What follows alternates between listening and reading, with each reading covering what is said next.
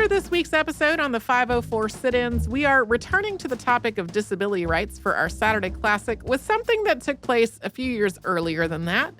It is about lawsuits involving disabled students that followed in the wake of Brown versus Board, and the passage of the first U.S. law establishing that all children, regardless of ability, have the right to a free, appropriate public education. In this episode, we mentioned that the Education for All Handicapped Children Act, which is now called the Individuals with Disabilities Education Act, required evaluation programs to be non-discriminatory because poor children and children who weren't white were disproportionately being identified as disabled. This continues to be an ongoing and pervasive issue today. Black and Indigenous children in particular are disproportionately more likely to be incorrectly identified as disabled, and there are also gender disparities in special education. This relates to how many children are identified as disabled and which disabilities they are identified as having, and it can have a negative impact on students' entire educations and their later lives. This episode also makes a passing reference to No Child Left Behind. No Child Left Behind was repealed on December 10th, 2015, and it was replaced with the Every Student Succeeds Act. This episode originally came out on March 25th, 2015. Enjoy. Welcome to Stuff You Missed in History Class, a production of iHeartRadio.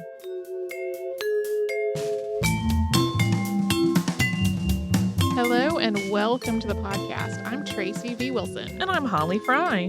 While we research this podcast, you and I uncover things that surprise us basically all the time. For sure.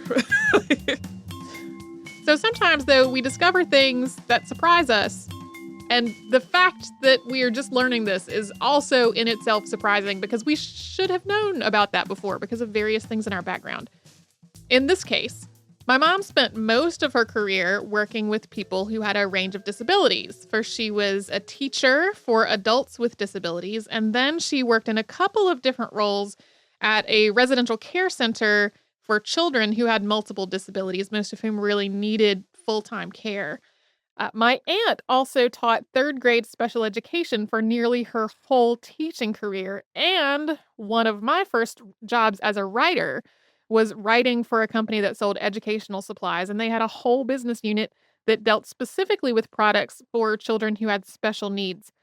And yet, in spite of all of that family history, I was surprised to learn from a listener email that until 1975, children with disabilities in the United States were not guaranteed a public education.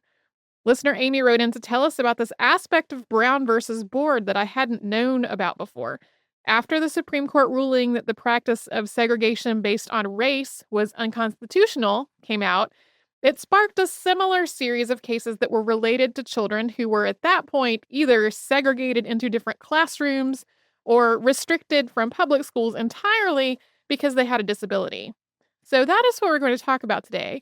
And as a caveat before we start, the language that we use to talk about disabilities has evolved so much since the 1960s and 70s, so particularly in quoted material from court proceedings and laws. This episode includes some terminology that we would not use today. Today, this would be considered insulting or offensive.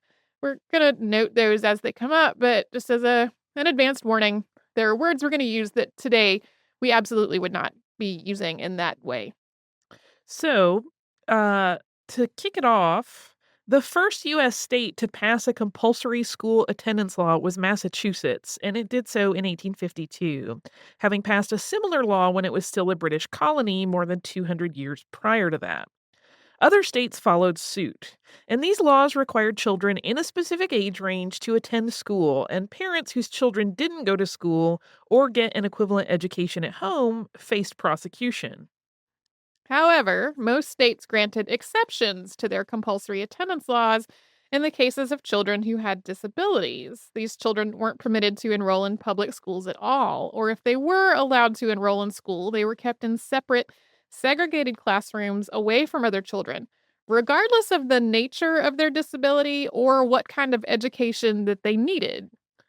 School systems had different rules for determining who could be excluded, but in general, students deemed to be, quote, uneducable were not allowed to enroll. Laws were all over the place when it came to defining who exactly could be categorized as uneducable. In some cases, it was an IQ below a certain number, but there were states that labeled a range of disabilities that had absolutely nothing to do with the ability to learn as uneducable. And that is not a label we would use anymore. Children who were excluded from school mostly stayed home or were institutionalized. Many of these institutionalized children did not actually need full time care because of their disabilities. And even if they did, the institutions that existed in the 19th and early 20th centuries were not equipped to give that kind of care. In general, these facilities just provided housing, minimal food, inattentive care, and virtually no education for the children who lived there. Even after the Supreme Court ruled in Brown versus Board that schools could not be segregated based on race, other courts were finding that segregation based on ability was allowed. In 1958, the Illinois Supreme Court ruled that the state's compulsory education laws did not apply to children with disabilities. In North Carolina, it was a crime for parents whose children had already been excluded because of a disability to try again at enrolling them. This law was actually in effect all the way until 1969.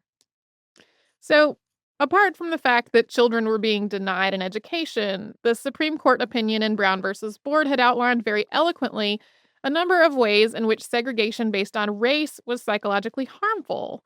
And it seemed to a lot of people that the same would be true in the case of segregation based on ability. For example, if you just change the word race to ability in this sentence from the ruling, quote, to separate them from others of similar age and qualifications solely because of their race generates a feeling of inferiority as to their status in the community that may affect their hearts and minds in a way unlikely ever to be undone. End quote. So, if being put in a separate classroom made Black children feel inferior to white children, logically, people thought it would do the same in the case of children who had a disability who were being separated from the rest of the school. And the same questions were on the minds of legislators, and the U.S. started to pass a variety of laws that addressed various aspects of education for disabled students in the late 1950s. New laws provided teacher training programs for working with blind and deaf students, as well as captioned films and other accessible teaching materials. Not long before his assassination in 1963, President John F. Kennedy signed two pieces of legislation that were related to this subject. One was an amendment to the Social Security Act, which expanded programs for mothers and children in an effort to prevent intellectual disabilities. These were things like screening programs and nutrition programs that aimed at prevention. The other was the Mental Retardation and Community Mental Health Centers Construction Act of 1963. This funded research and programs, including the training of special education teachers. Then, as a part of his war on poverty, President Lyndon Johnson signed the Elementary and Secondary Education Act into law in 1965. And this law was meant to address student inequality, especially when it came to children from financially disadvantaged families. In 1966, this law was amended to include two parts related to students with disabilities. It established the Bureau of Education of the Handicapped and the National Advisory Council, and it created programs for students with disabilities and provided grant funding for those programs. As a side note, the Elementary and Secondary Education Act was really controversial at the time. It increased spending on education really dramatically. And since many of the poorest children it was meant to help were also racial and ethnic minorities, it raised the hackles of a lot of the same citizens and lawmakers who had previously opposed integration and at that point were still opposing integration. This law actually continues to be controversial today. It was reauthorized in 2002 and at that point renamed No Child Left Behind.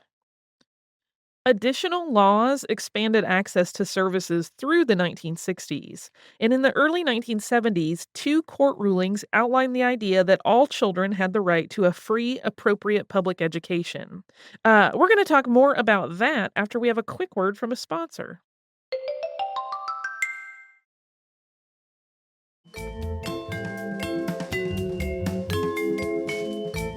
A number of court cases came about in the 1960s and 70s that related to the right to an education for children with disabilities. Two of them have become really the landmark cases in this field, and they're the ones that are cited over and over again. The first one was the Pennsylvania Association for Retarded Children versus the Commonwealth of Pennsylvania, also known as Park versus Commonwealth. The Pennsylvania Association for Retarded Children was an advocacy organization for children with developmental disabilities and their parents. It was, at that point, also providing education for most Pennsylvania children with disabilities who were not being educated in public schools. Under Pennsylvania law at this point, children had to have reached a quote mental age of 5 years before the age of 8 to start first grade, and schools could deny admission to any student who didn't meet that criteria. People were still talking about mental age a lot when my mom was still working, but I don't think we do that anymore. It's a very nebulous thing, the idea of a mental age, and it's not nearly the prevalent standard that it used to be. Along with Park, the parents of 13 children who had been excluded from school formed a class action lawsuit against the Commonwealth of Pennsylvania, quote, on behalf of all mentally retarded persons between the ages of 6 and 21, whom the Commonwealth of Pennsylvania is presently excluding from a program of education and training in the public schools. Their attorney, Thomas K. Gilhul, argued that excluding the children from school was unconstitutional because it violated the Equal Protection Clause of the 14th Amendment. So, as a quick refresher, the 14th Amendment was one of the Reconstruction Amendments passed in the wake of the Civil War, in part to help protect the rights of recently freed slaves. The end of the first section of the amendment includes both the equal protection and due process clauses.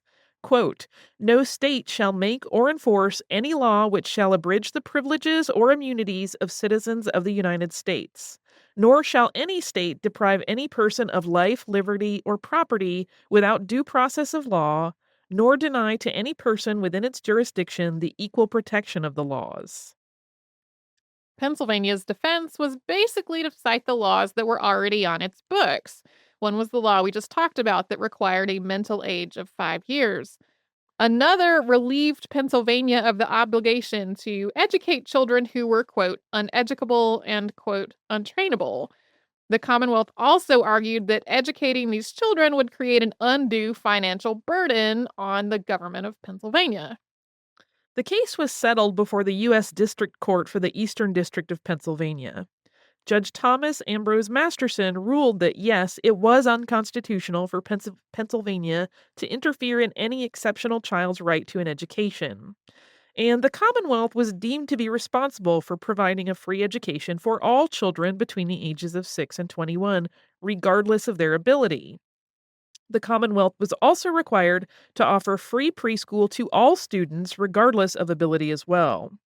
And if, for some reason, a school system could not provide a free, appropriate education for a child within its own schools, it had to find other arrangements for that child's education at no cost to the family.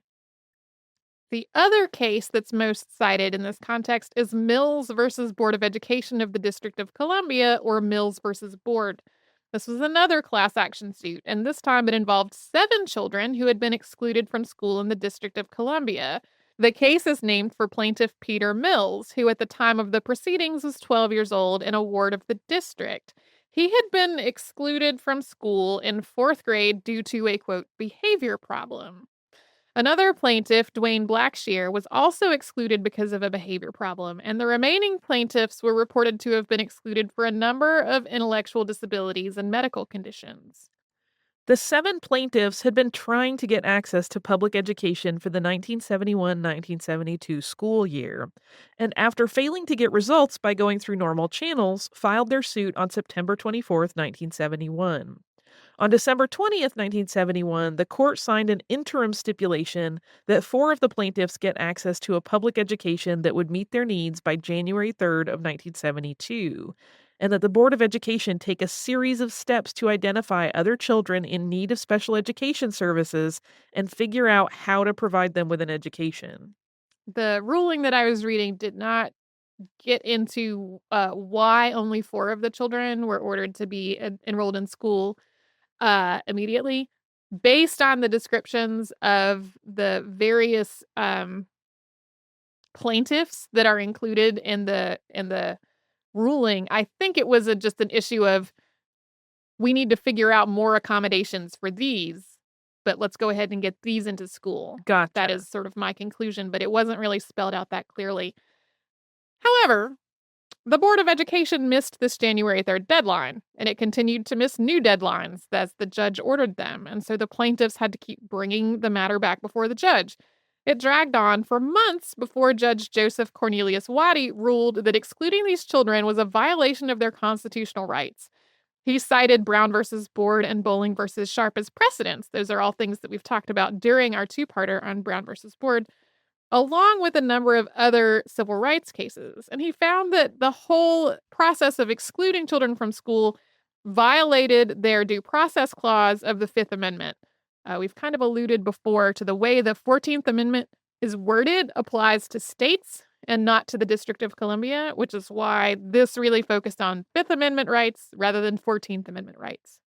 And he finally ordered, quote, that no child eligible for a publicly supported education in the District of Columbia public schools shall be excluded from a regular public school assignment by a rule, policy, or practice of the Board of Education of the District of Columbia or its agents, unless such child is provided A, adequate alternative educational services suited to the child's needs, which may include special education or tuition grants, and B, a constitutionally adequate prior hearing and periodic review of the child's status, progress, and the adequacy of any educational alternative.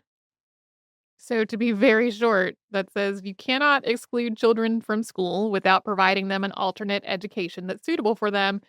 And you can't exclude children from school without actually allowing them due process. And that was a problem that was happening all over the country, where basically a principal would say, this child is excluded from school because of this disability, and the child really had no recourse.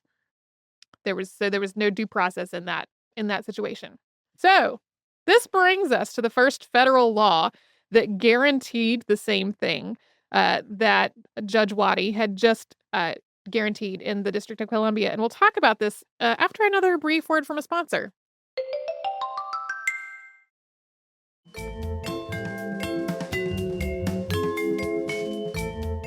One of the things that was really exceptional about Brown versus Board is that it was a Supreme Court ruling that dramatically and fundamentally changed the way people lived in their daily lives. One of the questions that was raised during the Supreme Court's arguments and re-arguments in Brown versus Board, and it's actually a question that still persists in some people's minds today, is whether the court even had the authority to make such a massive change. Critics argued that that wasn't the court's job at all, that it really should have fallen to Congress to pass a law to change segregation, not to the court to overturn all of those laws that were already on the books. Congress did eventually pass civil rights legislation that had some things in common with the Brown versus Board decision. But when it came to children's rights to an education regardless of disability, Congress took a more focused approach. In 1972, after these and other cases had started moving through the courts, Congress introduced legislation meant to directly address the subject of education for children with disabilities. First, Congress launched an investigation into the state of education for children with disabilities, and these findings were kind of shocking to today's sensibilities. Millions of children in the United States were effectively being denied a public education due to a disability, either by being excluded from schools entirely or by being put into a segregated classroom that was not appropriate for their needs. There were, according to this investigation, more than 8 million children who needed special education services. Only 3.9 million of these children, so less than half, were getting an education that was appropriate to their needs. 1.75 million children were receiving an education that wasn't appropriate for their needs, and 2.5 million weren't getting any education at all. Aside from the basic idea that so many children just were not receiving the education that they were entitled to, this investigation actually raised another point. By failing to educate children appropriately, state governments were essentially forcing them to remain dependent on other people for their entire lives. The end result of this lack of education was that children who could have otherwise become independent were growing up to rely exclusively on public agencies and taxpayer dollars in order to survive. According to the legislative records, the figure was cited as billions of dollars spent per year to keep people in, quote, subhuman conditions. The Education for All Handicapped Children Act of 1975, also known as Public Law 94 142, was signed into law by President Gerald Ford on November 17, 1975, and it was to take effect by September 1st of 1978. This is the law that guaranteed all children between the ages of 3 and 21 be allowed access to a free, appropriate public education, regardless of whether they had a disability. It had four purposes. First was, quote, to assure that all children with disabilities have available to them a free, appropriate public education which emphasizes special education and related services designed to meet their unique needs. Second, quote, to assure that the rights of children with disabilities and their parents are protected. Third, quote, to assist states and localities to provide for the education of all children with disabilities. And fourth, quote, to assess and assure the effectiveness of efforts to educate all children with disabilities. This law also outlined a number of ideas that are still part of education for children with disabilities today. This included individual education programs, or IEPs, which are tailored plans of education that are put together to meet each child's specific needs. The concept of the least restrictive environment was also part of this law. So that's the idea that a child should be educated in the least restrictive setting that is still simultaneously appropriate to meet their educational needs. It also sets up education as a collaborative process. This is one that involves the active participation of the parents, the teachers, and other professionals all working together to put together a plan and educate a specific child. There were a lot of other provisions in the law as well. Evaluation programs had to be non discriminatory. They needed to account for economic differences as well as language and ethnicity. And this was a big deal because poor and minority children were disproportionately represented in programs for children with disabilities, sometimes for discriminatory reasons and not because an actual disability existed. And to be clear, this was really an enormous step. We had gone from people just being institutionalized as a matter of course to there being a law that guaranteed that everyone had the right to the same education. But this was not an easy process at all.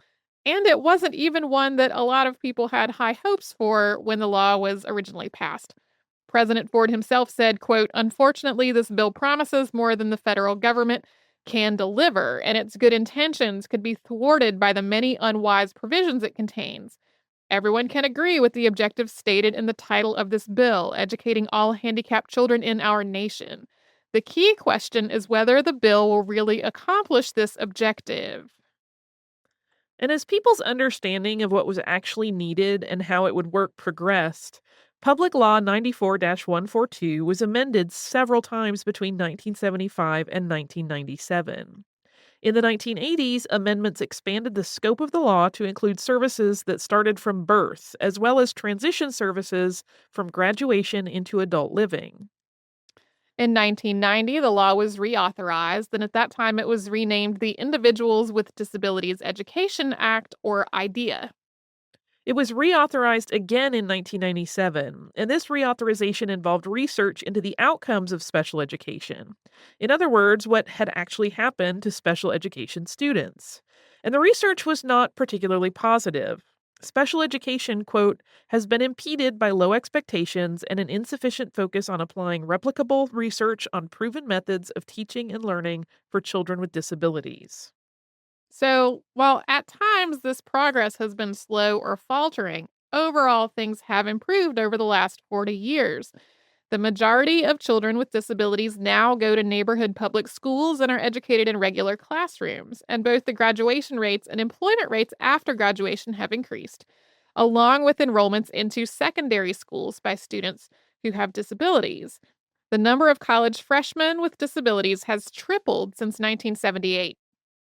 However, while things have improved, there are definitely a number of challenges and issues that parents and teachers, and as they get older and become more accountable for their own education, the students themselves still face.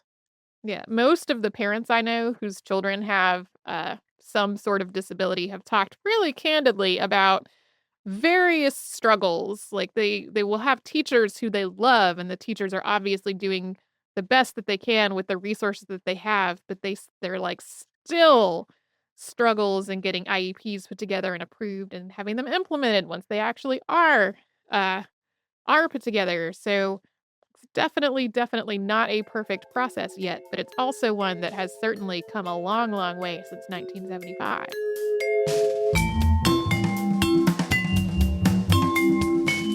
Thanks so much for joining us on this Saturday. If you'd like to send us a note, our email address is historypodcast@iheartradio.com. And you can subscribe to the show on the iHeartRadio app, Apple Podcasts, or wherever you listen to your favorite shows.